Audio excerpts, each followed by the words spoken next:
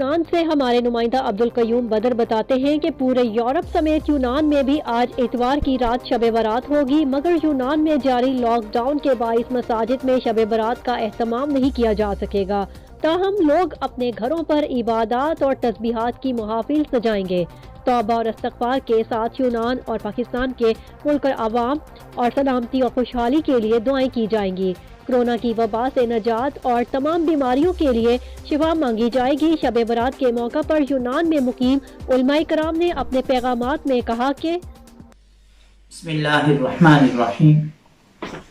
فیہا یفرق کل امر حکیم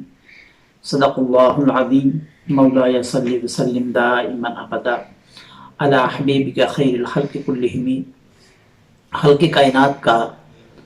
ہم پر بہت زیادہ احسان اور اس کا فضل ہے کہ جس ذات باری تعالیٰ نے شب برات کی رات ہمیں اپنی بارگاہ میں سجدہ ریز ہونے اور اپنے حضور استغفار کرنے کی توفیق عطا فرمائی۔ کتنے خوش بخت ہیں وہ لوگ جو آج کی رات اللہ رب العزت کے حضور گڑ گڑا کر مناجات کر رہی ہیں، التجا کر رہی ہیں اور اپنے گناہوں کی معافی طلب کر رہی ہیں۔ معزز ناظرین، یہ رات اتنی ببرکت رات ہے کہ اللہ پاک نے ارشاد فرمایا فیہا یفرق کل امر حکیم، اس رات ہر حکمت والا کام بانٹ دیا جاتا ہے۔ آئیں اپنے رب کے حضور التجا کریں کہ باری تعالیٰ آج کی رات تجھے تیری رحمت اور شان کریمی کا واسطہ ہمارے حال پہ نگاہ کرم فرما اور پوری دنیا کو اس کرونا وائرس کی بیماری سے نجات عطا فرما اور ہمیں صحیح معنوں میں آقا نامدار محمد مصطفیٰ علیہ تحیت و ثنا صلی اللہ تعالی علیہ وآلہ وسلم کے اسوہ حسنہ پر عمل کرنے والا بنا، آمین ثم آمین۔ بسم اللہ الرحمن الرحیم۔ ماہ